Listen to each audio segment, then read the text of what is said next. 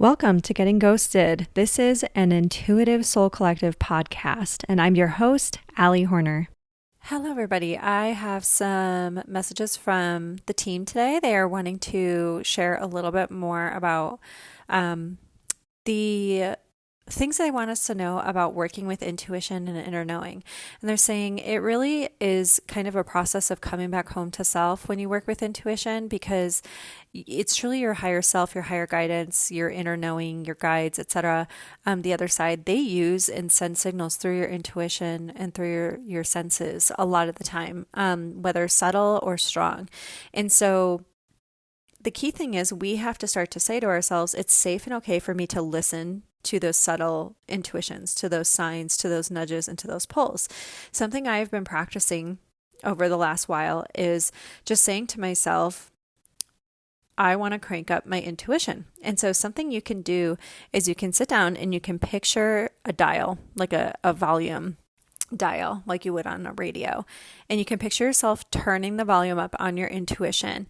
Now, keep in mind, you're going to have to really pay attention to how yours works. So intuition is really just a clear knowing, but often for people, it comes with some other sense, whether it's sight, smell, sound. So they might hear certain things in their head. They might see things in their head or see things in the physical world that draw their attention. For many people, though, it's feeling and sensing.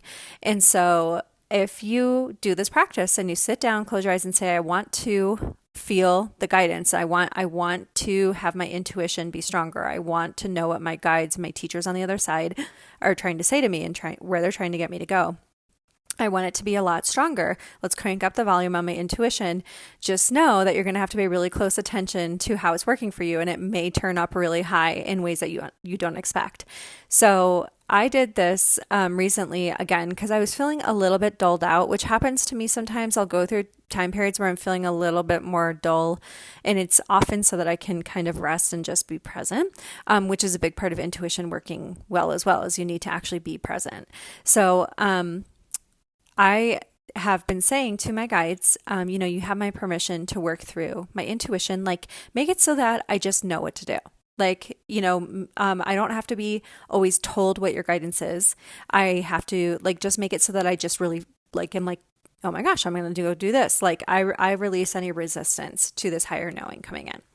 And that's when stuff gets really good, but you have to not fight it. So what I noticed was happening for me is I would be going about my day and I would have these really sudden, I just cannot even think about doing this or this. Like every time I would be like, I really need to go to the store, I would get like an ugh. And then when the time was right, I would get this really clear, okay, jump up, get my shoes on, like something. It was almost like I felt this lightness in the spring in my step, like everything mentally, emotionally, physically had moved out of the way. Like I was going right on the right time, right to the right place at the right time. And everything was in perfect flow and perfect motion. No traffic, perfect parking spot, everything flowed. And this happens when we're listening to our intuition, even in little ways every day. And this is important because as we listen to our intuition more, can we prevent every minor inconvenience from happening? No, we can't. But it can help us navigate things because we're sensing more and more of the subtle information from the universe and from our guides and from the world around us, which allows us to navigate things a little bit better. So I noticed myself having more and more and more foresight. And meaning I was able to sense the right time without even thinking about it. I was able to sense what was going on with certain people when I was messaging with them or reading for them, which I always have to stop and tune in. And that's part of my practice is to tune in and then tune back out and turn the dial back down when I'm done so that I'm not staying, in the reading or keeping that door wide open all the time. I don't want to be picking up on everyone else's things all the time. But with my intuition, I noticed my senses were a lot more heightened, and I noticed that my ick factor went on high. So when I wasn't supposed to be doing something or when it wasn't in alignment and I really needed to be going somewhere else or doing something else, it would feel really heavy or really icky. When I was trying to do the thing that I wasn't supposed to be doing at that point in time, that wasn't in my best and highest, it would feel almost like my head went all scrambly. Like I couldn't think straight.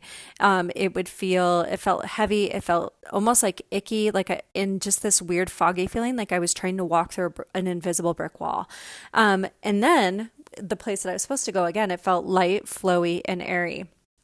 And in addition, I started to get even clearer messages coming in, and I started having more and more things happening. Like my son and I were watching this one TV show that he was like really, really excited about. And with every episode of the show, I would know exactly. It's a type of show where it has like a lot of mystery and murder mystery in it and things like that with a supernatural twist.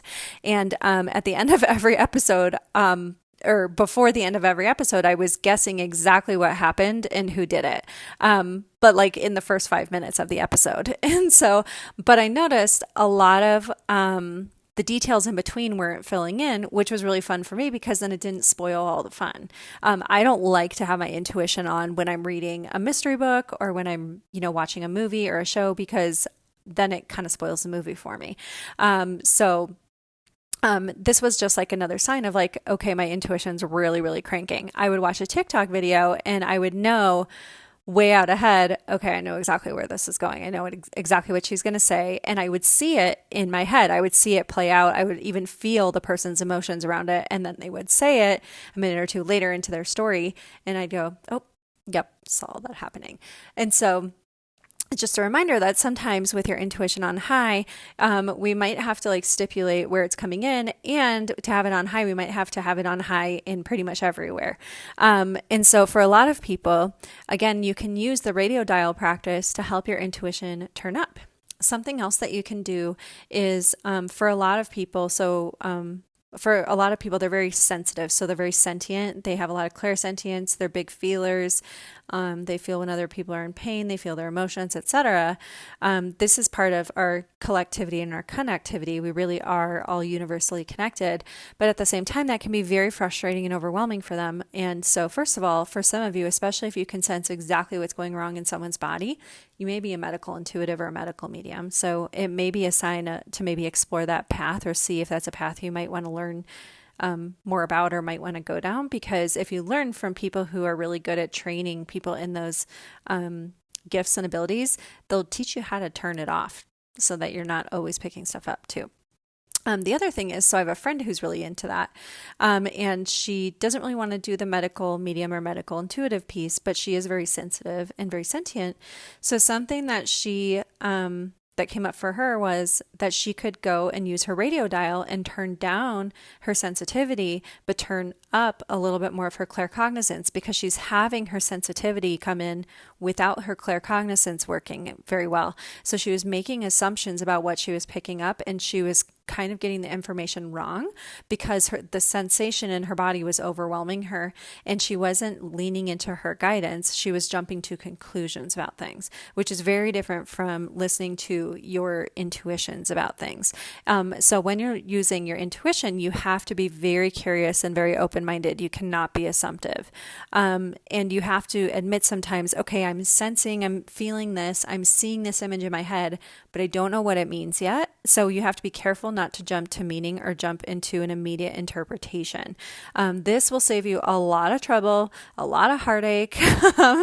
It's going to save you from a lot of mishaps and a lot of misunderstandings. So just keep that in mind too. But you can always use the radio dial. Something else that you can use the radio dial meditation for is when you are trying to connect with your guides or the other side, you can picture a radio dial and you can say, okay, I want to turn up the volume on this loved one on the other side or this guide, and I want to turn it down with everything else. You can even picture switching to the right radio station or frequency to reach spirit, and then you can practice turning the dial off at the end when you're done with your session where you connect with your guides or loved ones on the other side, so that you don't feel like you're tuned in and just kind of like getting buzzy, zappy energy all day. So that's something that you can do as well. So I just wanted to give this quick technique and little practice today for people. We do teach more of these types of things in my courses and in my classes, and we talk about some of it on Patreon and TikTok. So come and find me over there. I'm Spirit Speaker 25 everywhere.